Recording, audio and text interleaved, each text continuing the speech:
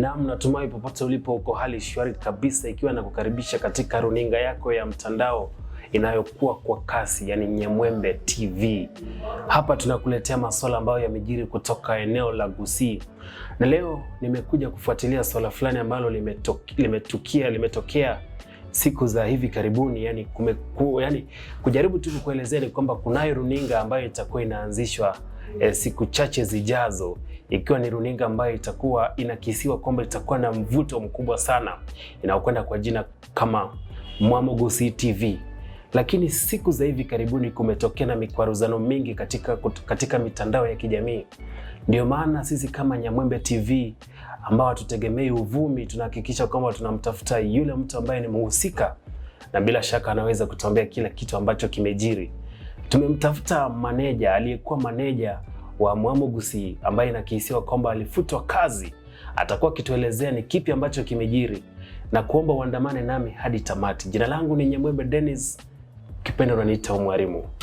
Naam bro. Naam. Karibu sana. Asante. Inakuaje? Niko fiti, niko fresh kabisa. Laban Momanyi. Laban Momanyi, kwa mtu ambaye hakujui, tuelezee wewe ni nani?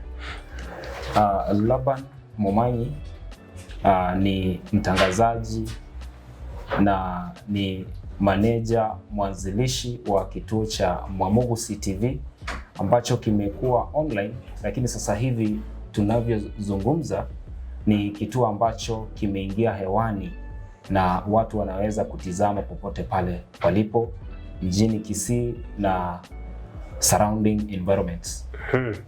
Kuna mambo mengi ambayo yametokea hadi tumeona kwamba mumepeleka mikwaruzano kwenye mitandao ya kijamii.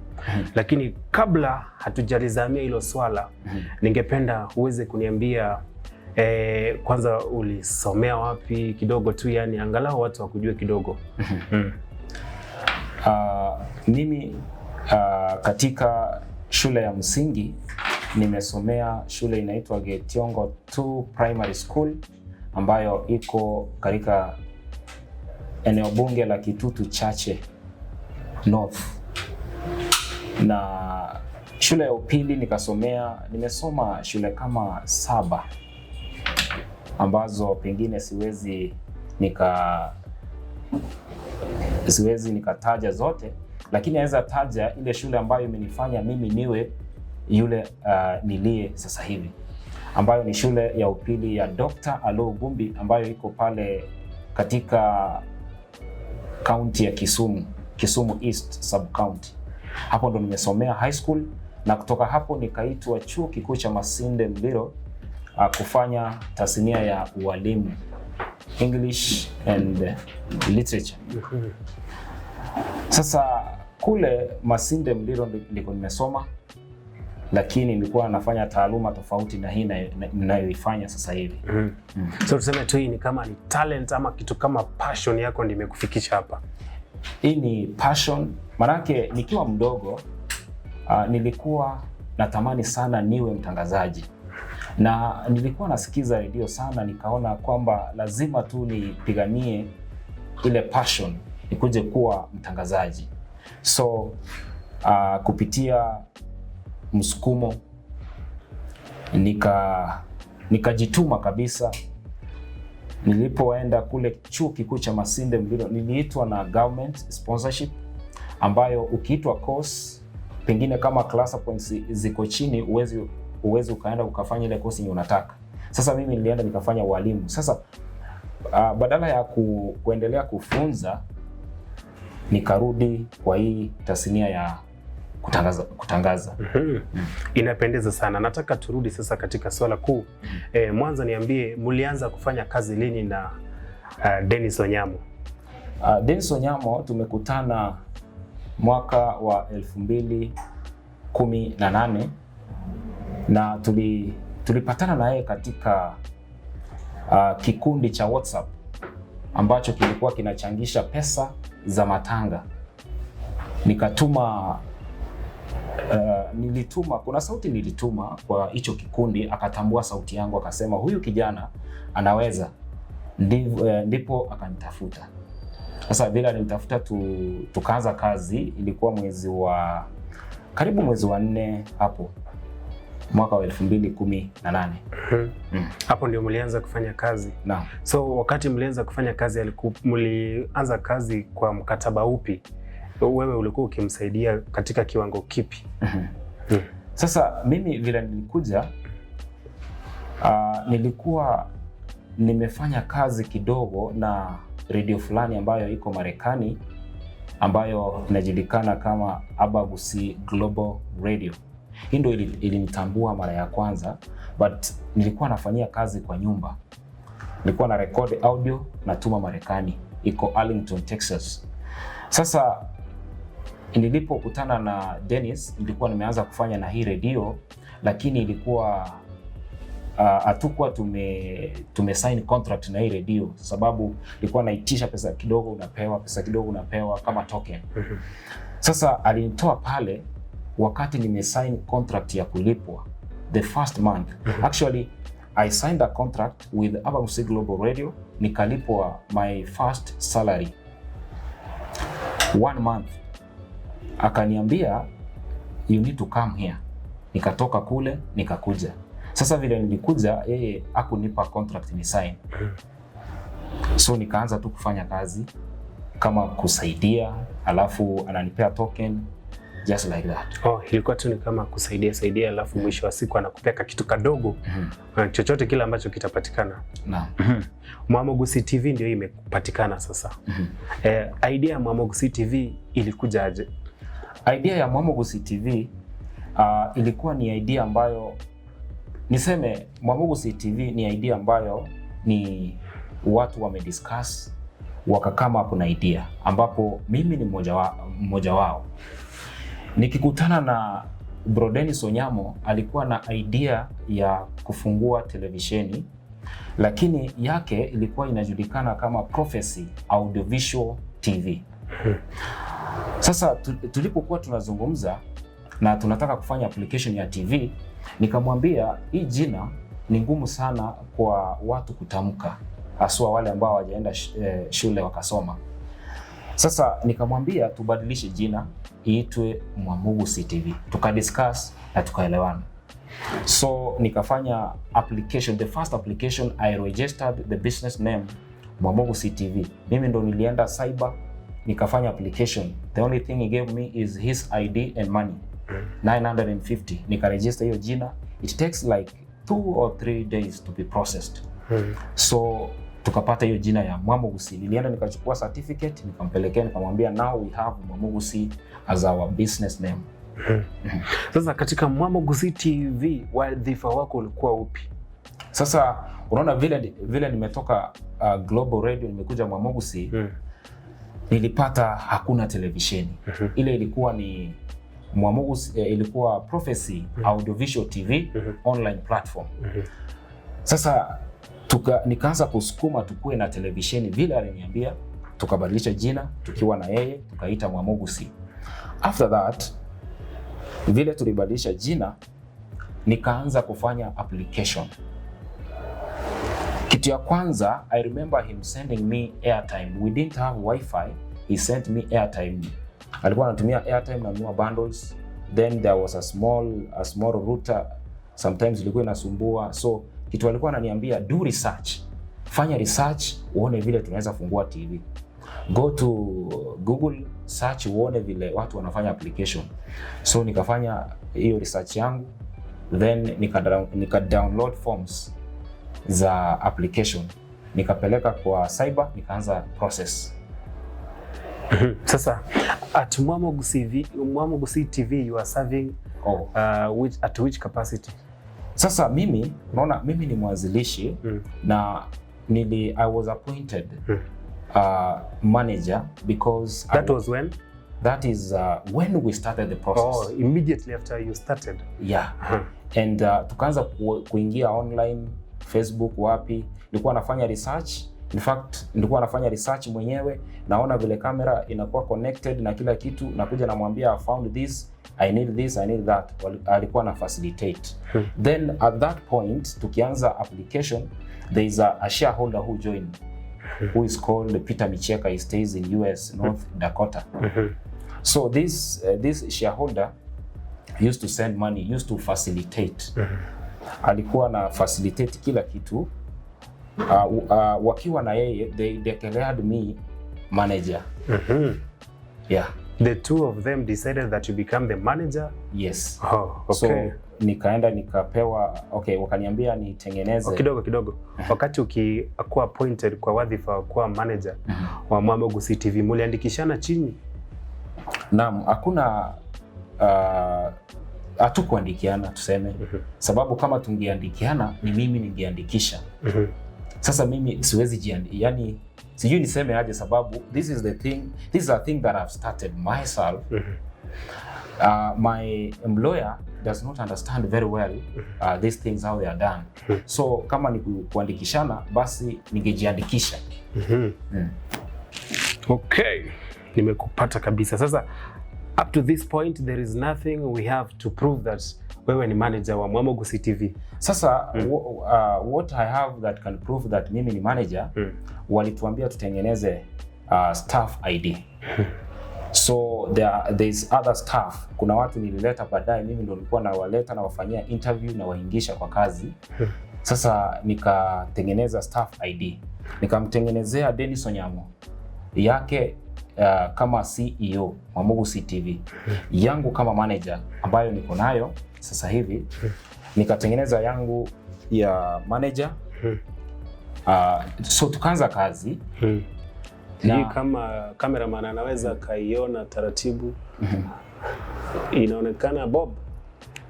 Inaonekana kweli. Nasema kwamba naona kusoma kutoka hapa inaona ni Laban Momanyi. Sawa kabisa. Sasa hii tu ndio idhibati kuonyesha kwamba ulikuwa ukifanya kazi kwa wadhifa wa manager katika runinga ya Mwamogusi TV. Naam. Sasa niseme operations zote za Mwamogusi TV ni mimi nimekuwa nikifanya. Sasa mimi ni kama sijui na nimechukua roles za employer wangu, sababu mimi ndo nimeanza hii kitu, na Dennis Onyamo amezama sana katika muziki. Sasa amenipa mamlaka ya kufanya everything yenye inahitajika. Yeah. As a manager ulikuwa ukifanya roles gani na gani? Sasa nimefanya staffing. Alafu nilikuwa bado nafanya technical.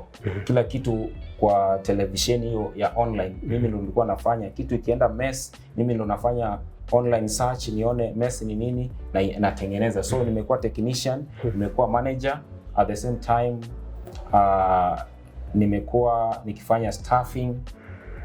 Nikiona like I need somebody, I go look for somebody, namfanyisha interview mimi mwenyewe na muingisha.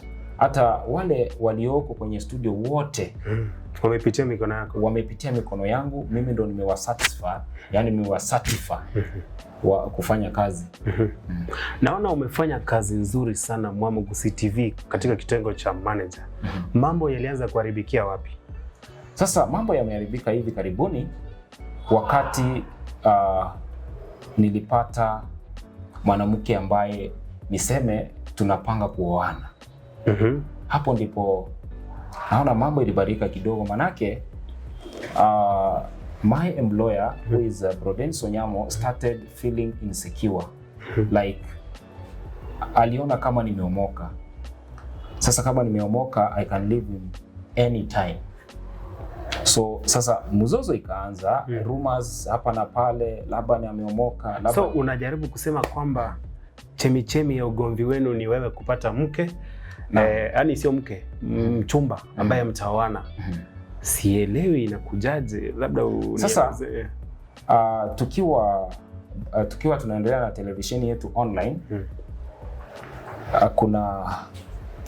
Kuna huyu ambaye nimesema ni mke wangu ambaye ni mtarajiwa. Mke wako mtarajiwa.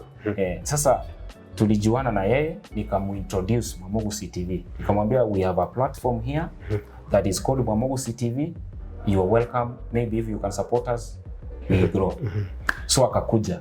Then later on wakajuana na Dennis Onyamo. Then Brodenso Nyamo akamwambia like I need you to invest with us. I need you to support us so that we grow together as Mwamugusi.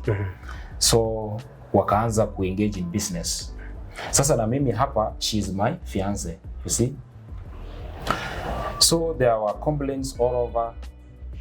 Sasa Brodenso Nyamo anasema kwamba mimi nazungumza vibaya kule nje, nasema kwamba nasikia vibaya nimepata mke.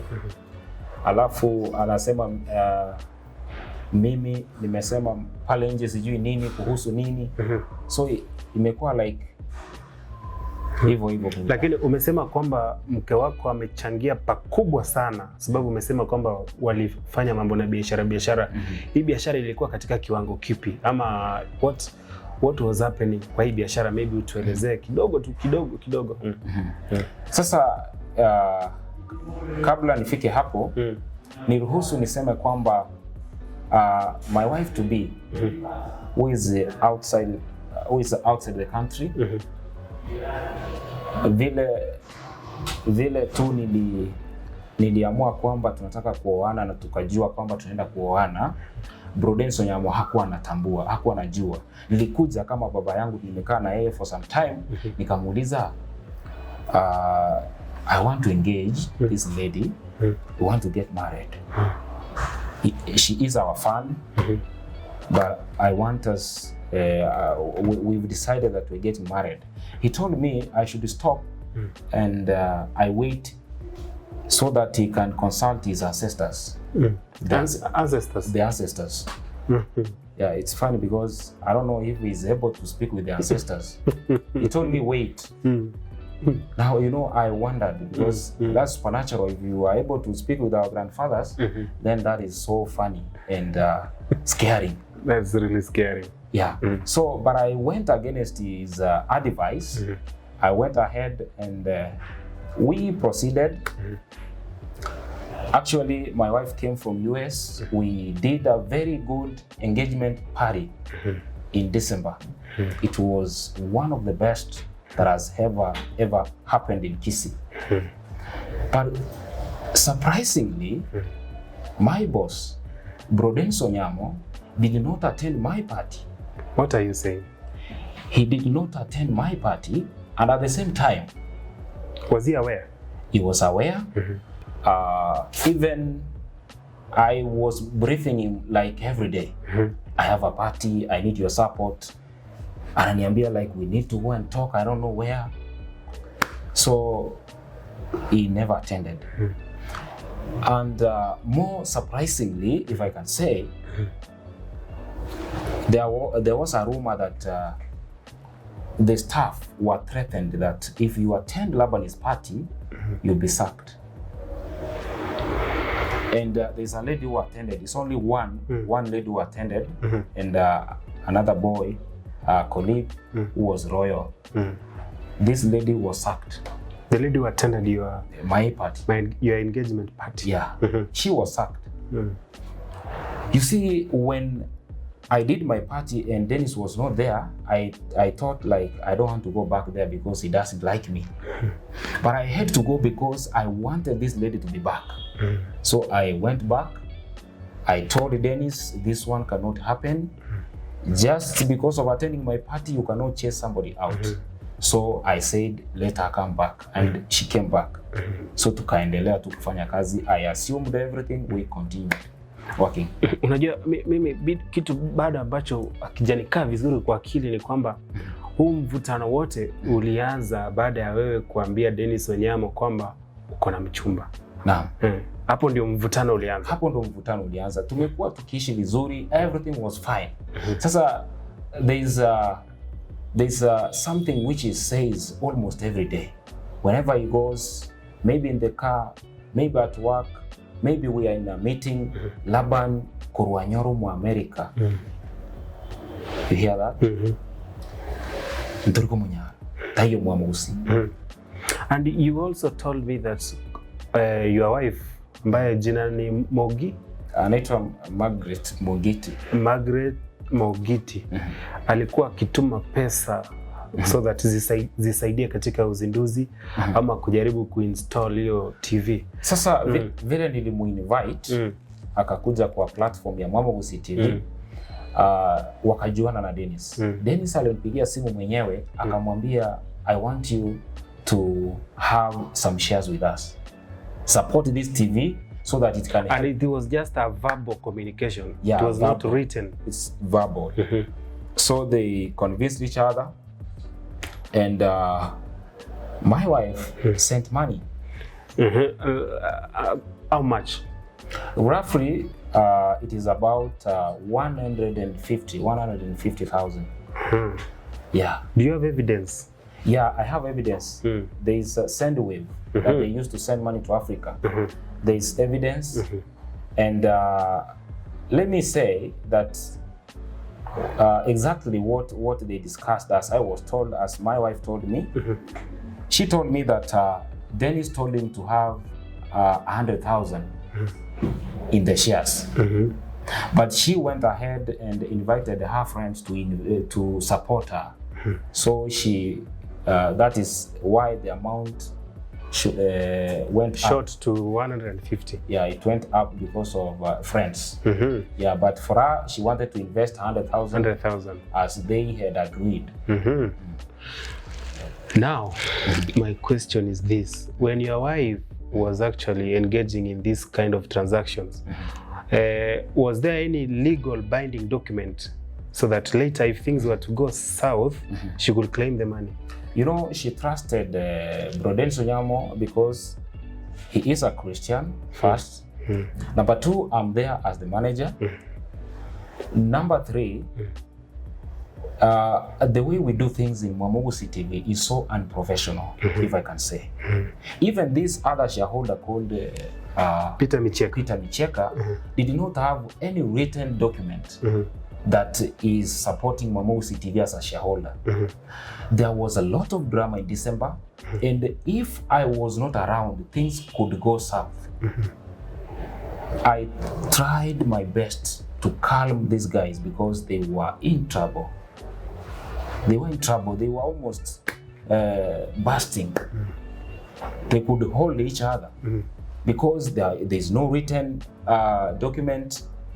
You are sending money, hundreds of thousands. You see? Yeah.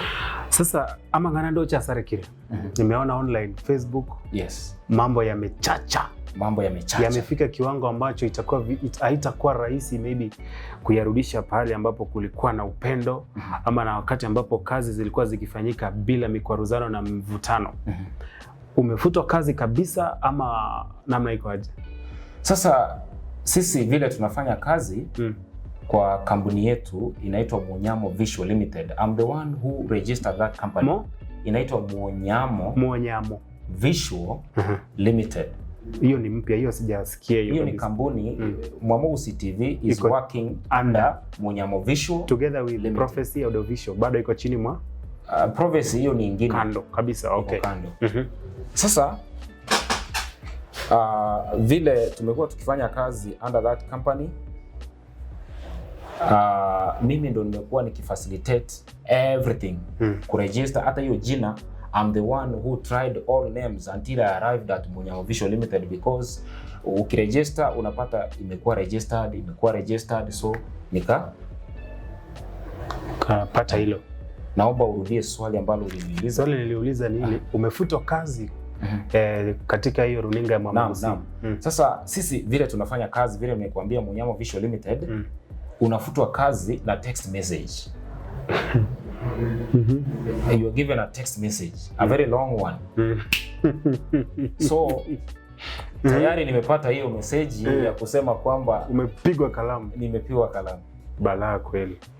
Sasa katika hii hali yako ya kupigwa kalamu, umejaribu kumpigia Onyamo kwa sababu naamini kwamba ako na ushawishi mkubwa katika hiyo runinga. Umempigia simu mkaongea haya maneno?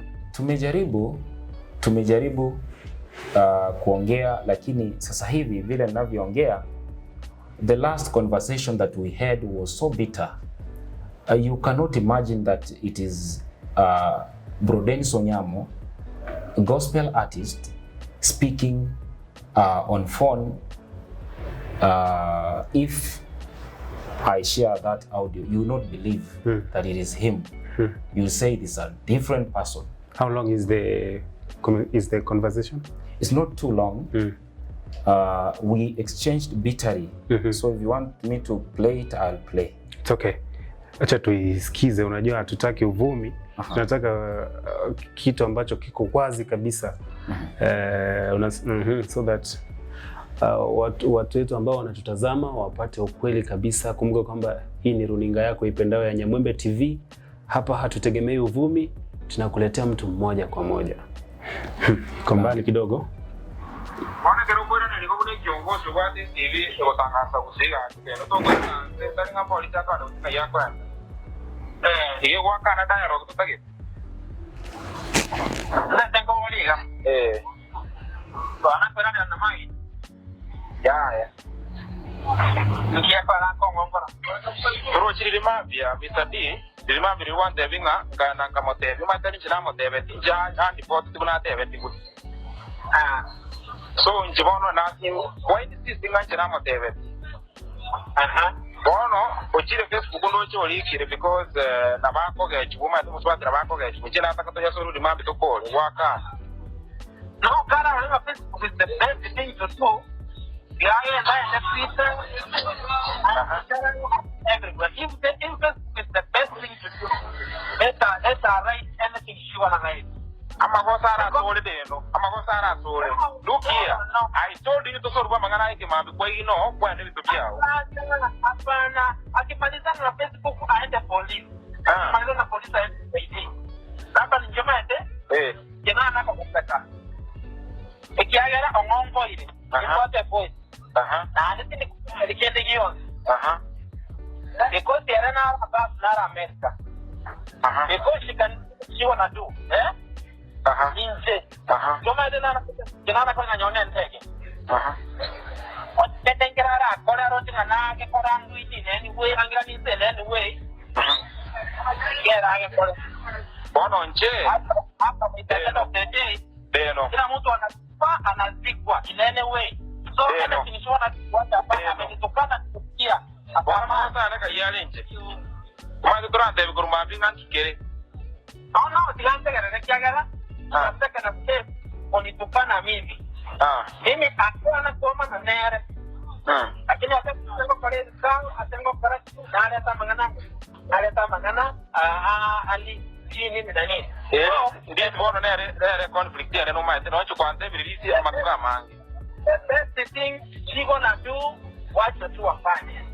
Bono igonje if you wanna be 1 week, 1 month, 1 year, the next 2 years the information won't be there. They not wamena naye kwa Smile Foundation okocha kwage ni kwasuka talibo okagolega kwa Smile India secretary talibo. Na akili mwanguzi njiko kwa letter document wa sign. Tuma tuliko kwa maneno document njiko kwa letter wa sign ya akile bono drama kwa letter egero talibo. What are you intending to say now? Njiko kwa tege kiane kilipo umeane. What is your point? The point ya ne deno. Mwamuguzi ne TV yo muguzi. Eyo abeira monaye elinde tokonye. Bone binte byo kora ngyo korera iga agero na te mambe to sorwa magana to kore. Watama. What did you want to say? Whatever the car. You know kora ya tama kora. Do whatever you can do because in fact the best is the way you can sort of just go. Whatever you want to say, you know, this is my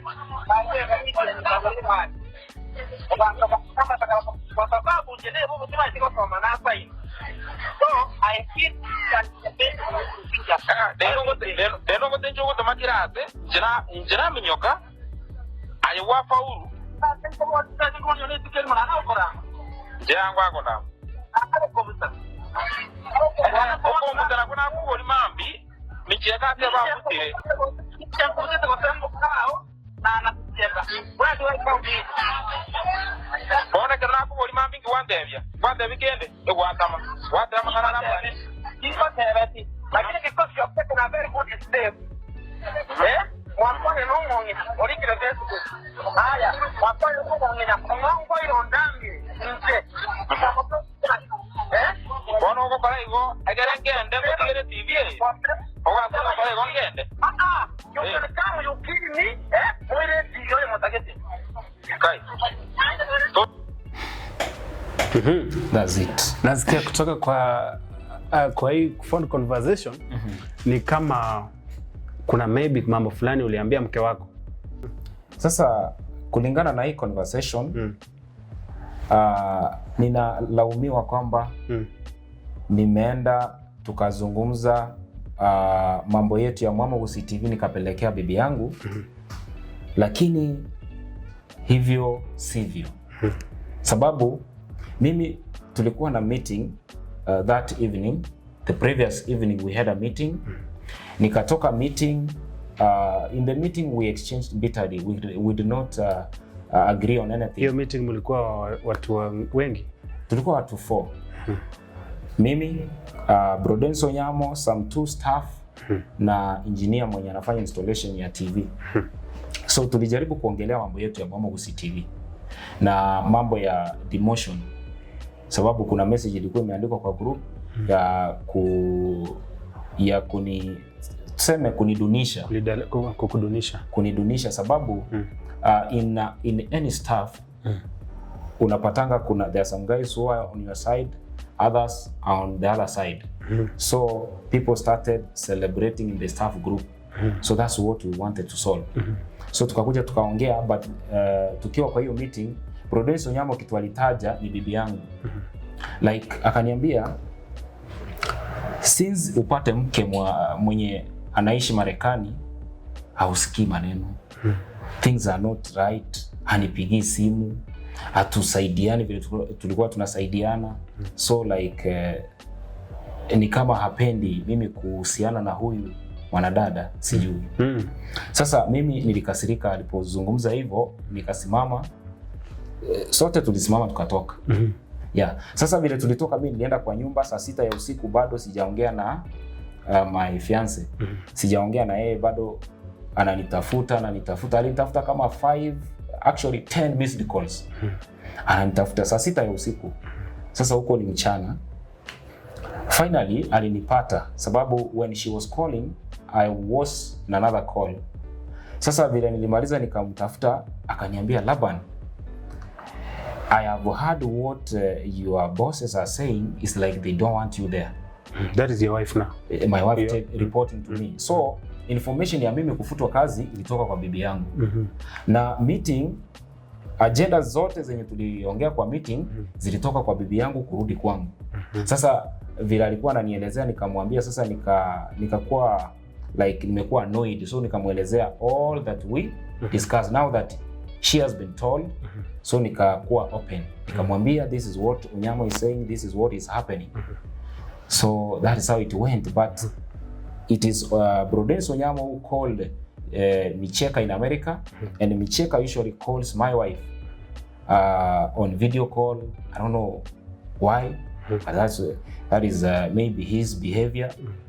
Yeah, but I told my wife not to pick any video call from him. So he called audio. So it is Dennis who called Micheka, Micheka called my wife, and my wife called me. So it is a circle. So umejaribu kuongea na Micheka sababu naona kwa Dennis Onyamo kumewaka moto, hakukaliki. Umejaribu kuongea na Micheka uenda msuluhishi, mpate suluhu. Sasa Micheka nimejaribu kuongea na yeye, lakini yeye ana ule msimamo ambao Brodenso Onyamo ako nao sasa hivi, anasema kwamba hanitaki. Manake nimemtoka. Sasa yeye akisikia sitakikani, anasema nirudishe all that I owe Mwamogusi. Nirudishe everything yenye yani kama niliona Facebook, niliona kuna Facebook fulani, there is a message that was doing rounds in Facebook that you are supposed to return everything that I owe Mwamogusi. Nikaona wanasema uko na simu yao, uko na tarakilishi, uko na password za email na website. Yeah, sasa asubuhi nilimuengage Micheka, nilimpigia simu mimi mwenyewe nimuulizie mambo imefika wapi. Sasa kila aliniambia ni surrender. You need to surrender. Nikamuuliza, what is it that you want me to surrender? Give me a list. Then he went down akaandika. Akaandika. So hata zile vitu ambazo ananiuliza mimi hata sifai kuulizwa, sababu there is a boss in Kenya who is Prudence Onyamo. He should be having the information, crucial information for the company. Is the one who should be having it. But for a phone that they bought me at 10,000, I have no problem, I can return. And maybe a computer I can return. I have not said I will not return. Yeah, but I will return on one condition. They clear with Maggie, who is my wife to be. They clear with her. I return their things, and I will link up with whoever designed the website, so that they can pay maybe maintenance or anything that he will demand maybe. Yes. Are you the only staff mwenye amekuwa laid off ama kuna wengine? So far, like 2 have gone. There's one who went last year, a boy, let me say a gentleman. Yeah, he messed up maybe, akatuma nyumbani. Alifutwa na text message. There's a lady who also they said has messed up, and she also went home. So I'm now the third one. Yeah. Okay, you are the third one. Now, ukijaribu kupigia saizi, tukichukua simu tupigie Dennis Onyamo, mujaribu kusuluhisha, anaweza kashika kweli? Sijui, ila amejaribu kupigiwa simu.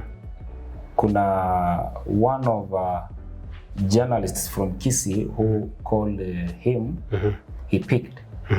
He picked and they talked, but there is something I did not understand from the statement that he said. Yeah, I'm really worried about what he said about my wife's issue in Mwamogusi. Let me see and try if I can reach him. Sijui kwanza kama hata yuko na nambari yangu, acha nijaribu kumpigia nene kama naweza mpata.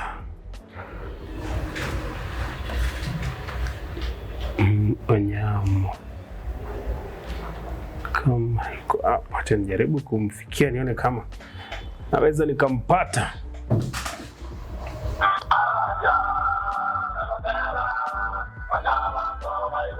Copy this tune. Dial 11 for 1 shilling and 50. The number you're trying to reach is currently busy. Please hold or call back later. Okay. Amekata. Sasa unadhani ujio wa Mwamogusi TV umeleta manufaa gani katika eneo la Gusii? Sasa hivi kusema tu kweli, kulingana na maoni yangu, kulingana na maoni yangu, Mwamogusi TV haijaleta manufaa kwa mwananchi ama Mkisii, sababu ukiangalia watu ambao wamekosewa niseme ni wengi kutokana na ujio wa Mwamogusi TV. Some hearts are paining because of Mwamogusi. Naam. Kama gani? Nianzie katika tasnia ya mambo ya usanii. Just because of Mwamogusi TV. Kuna wasanii wawili ambao wamekosana, sijui kama wanaweza rudiana pengine in the future. Wasanii wawili ambao wamekuwa wakifanya kazi pamoja wamekosana kabisa, hata wameanika kwenye mtandao wamekosana sababu ya Mwamogusi TV. Wasanii wa gani hao? Kuna huyu msanii anaitwa Antivirus na Wochaberi. Walikosana kisa na maana ni Mwamogusi TV. Walikosana nikiwa nikitizama nikiona makosa lakini sina uwezo. Hebu thibitisha kwamba Mwamogusi TV ndiyo imefanya Antivirus na Wochaberi wakakosana, sababu hicho ni kitu ambacho kimeleta tumbo joto mtandaoni. Sasa unajua, nimekuambia tumekuwa tukifanya vitu so unprofessional from before. So I wanted that we organize our house before we called anybody in. That has been my prayer. I have drafted letters.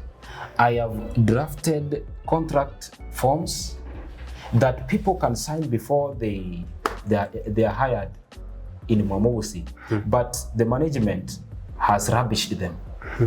Now, I was against the idea of calling antivirus and Bochaberi to Mwamogusi TV before we set out a good forum, a good procedure, and before we organize our house. But they said, call them. And I told them, I'm not calling them, you call them. They called them, they came, wakakosana, wakiwa Mwamogusi na wakaenda kama wametengana. Chanzo cha kukosana kwao ilikuwa ni gani? Vile walikuja Mwamogusi TV, walikuja wakapewa role ya kutengeneza episode ama kuact, kuweka episode ambayo itarun kwa TV. Wakaanza meetings. Meeting ya kwanza ikakuwa successful, ya pili successful, ya tatu wakakutana, wakashare maarifa, na natumai kwamba antivirus ndiye anaongoza katika hiyo content. Yeye ndio content I don't know how ndio script writer. Yeah, script writer wakiwa na Bochaberi. Sasa wakadiscuss, wakasema this is how we are going to run this thing, this is how we are going to shoot, this is how we are going to do ABCD. Wakaelewana, then they were now to go in the seat, waelewana juu ya pesa na kila kitu, ndo waanze kazi. Sasa antivirus alipata ametemwa, hayuko kwenye kikundi, na kikundi imefanya acting, wame shoot, yeye hayuko. Akanipigia simu mimi kama manager, akaniambia Laban, nimekosewa na siji Mwamogusi. Hivyo tu. Sasa Bochaberi naye akaamua kusalia Mwamogusi na antivirus naye akasema haji. Naam. Hicho ndio kitu ambacho kweli sikukuwa nimekijua kabisa, chanzo cha ugomvi kati ya Bochaberi na antivirus. Na kipi kingine ambacho unaweza ukatuambia kuhusu ujio wa Mwamogusi TV? Sasa vile nimekuja sasa hivi kwenye studio zako, nimepigiwa simu na landlord. Roho yake iko juu sana. Landlord wako? Landlord wangu. Roho yake iko juu sana. Anasema kwamba wasichana wangu, unajua mimi ni manager, na kuna wasichana ambao nimetafutia nyumba pengine mahali wanaishi. Sasa we are in connection with the landlord. Sasa zingine pesa ikichelewa, nampigia namwambia pesa haijakuja, give them some time. Sasa leo amenipigia simu, nikamwambia kwamba mambo si mazuri, tulia kidogo. Anataka kuwatoa nje sababu hawajalipa rent. Leo tarehe 6. Na hawajalipwa, hawajalipwa kwa muda wa miezi mingapi? Tuseme huu mwezi ndio hawajalipwa. Mwezi uliopita walilipwa, lakini sasa hii malipo inakuja vile inakuja. Naweza tumiwa leo, mwingine atumiwe kesho, na ni M-Pesa.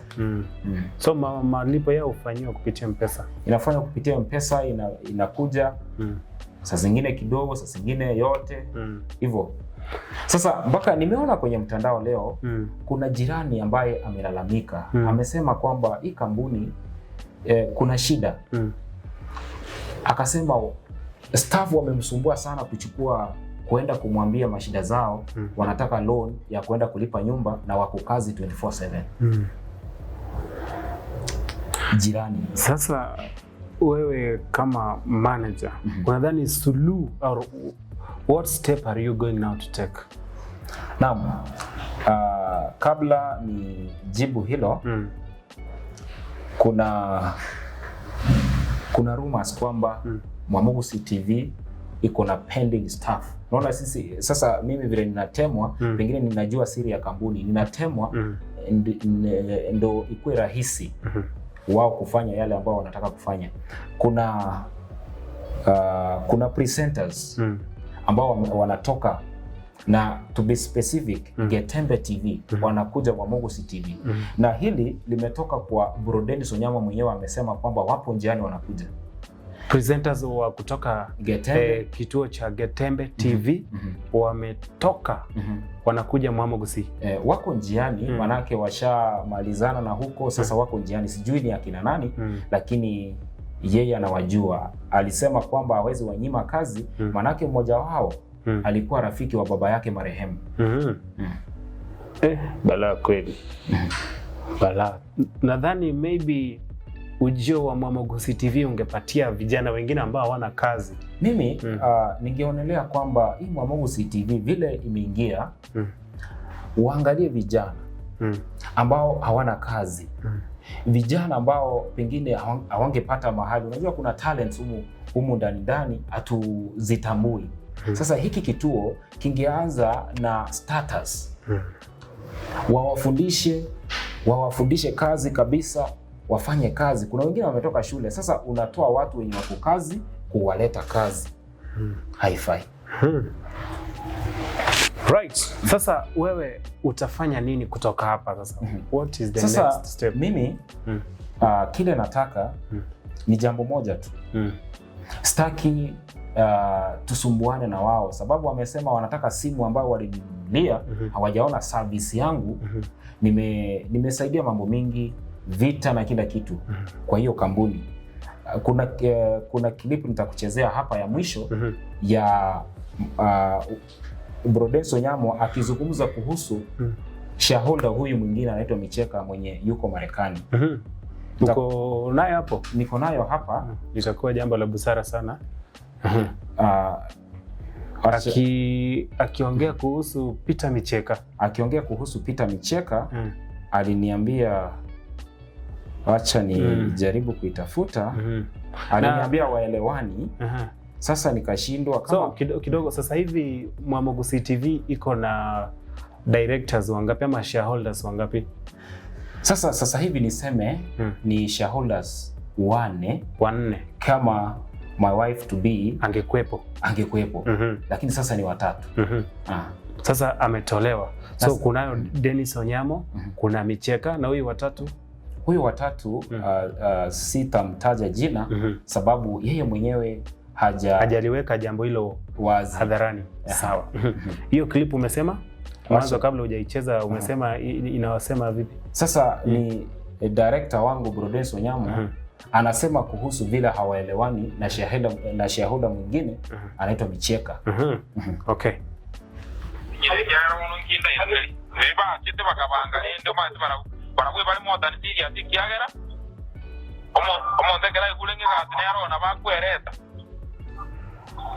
Ya ni botongo epinte mwa ngiga tichage uchakawi muja komiti abanda ono muraba tebono iga picture kimota yete batwale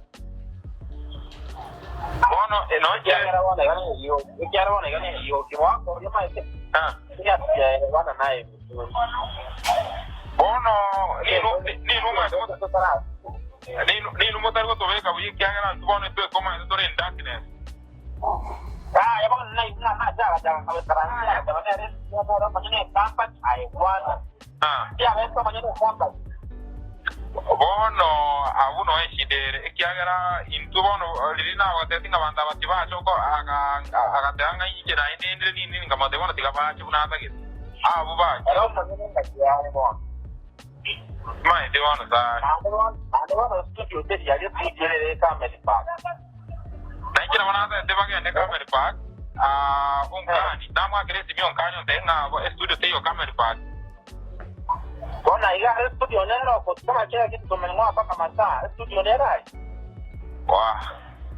ega tuna mero yo ngundi achanga mbana bara bunjenende kanisa ya waka sasa anga mbana bara kinani tiba soko bara pake kazi achakire wacha kusumbua watu omaete nyone ndiriyo otobeka buya ndiriyo mwaka tebete na gwatete bali wachi content tigabaji na wabakire na ya kebanje ebe tobe itaranda yeri abarangiria atanga no manyene studio na liswa itana mero mai tira pate na inje na ringi opinion na gwatete yeri ngatibaji chanonye ogatebanga bali wachi content tigabaji ate wanda yo na akani ya kana abarangi mbamba ngachina bajawa sabu ate kana abarangi ni mmoja wajega.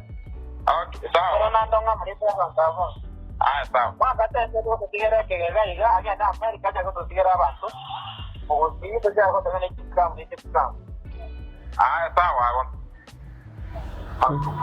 Haya ni mazungumzo kati ya Micheka na Dennis Onyamo. Ni mimi nazungumza na Brodenso Onyamo.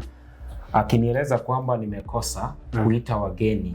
Kuna new staff ambao wangetujoin, niliwaita wakuje kuanza kusubmit content. Na hii directive ilitoka kwa Micheka, akaniambia niitie wale watu ambao walifanya interview. Kuna interview tulifanyisha watu, niitie hao watu. Sasa mimi nikawaita, sababu niliuliza Prudence Wanyama, akaniambia you just call them. Wakikuja tena akaniuliza swali, tumewakosea. Akasema kuna mtu alimpelekea information kutoka kwa meeting. Unajua walikuja tukakuwa kwa meeting. Sasa kuna mtu alimpelekea information kwamba mzee amesema company ni yake, yeye ndio CEO, huyu mwingine ni msaidizi. Sasa hiyo ikaleta ugomvi. But tulikaa chini tukasolve hiyo maneno, ikaisha. Sisi ndo tulisolve. Watu wangeshikana mashati, kulikuwa vita mbaya kabisa. Vita mbaya. Sasa tukajaribu. Tulijaribu sana. Yeah. Sasa Laban, utafanya nini sasa? Sababu mambo tuseme maji tayari yameshamwagika. Sasa mimi Mwamugusi TV ingependa kuni appreciate. Kwa hiari yao mimi sina shida. Waseme kwamba umefanya kazi, umefanya application from A to Z. TV ndio hii imeingia, watu wamekuja kufanya kazi. This is your bahasha. Now go home. I'll go because they don't want to work with me. But I don't want to force them to do that. Now that Prudence Wanyama ameona kwamba siwezi fanya kazi na yeye, kitu kile nataka kutoka kwake ni afanye clearance na my wife to be, arudishiwe pesa yake, sababu ni pesa alitafuta na alinishare marafiki zake wakamtumia, zingine akaongezea akamtumia. Wow. So warejeshe pesa za mke wako, na wakisha timiza hilo utawapatia bidhaa zao, ama unamaanisha? Mimi sina shida. Ile bidhaa ambayo niko nayo yao nitawapa. Hata kama ni maarifa, I don't fear people stealing my ideas. You just still make money, put food on the table, I have no problem. Nimeshukuru sana bro, nimeshukuru sana. Mimi nakutakia mema. Asante. Okay. Kumbuka kwamba jina langu ni Nyamwembe Dennis. Tumekuwa naye aliyekuwa manager wa kituo ambacho kitakuwa kinafanyiwa uzinduzi siku chache zinazokuja. Jina langu ni Nyamwembe Dennis, kipere unaniita Omwarimu. Hadi wakati mwingine, kaa salama na Mwenyezi Mungu akulinde.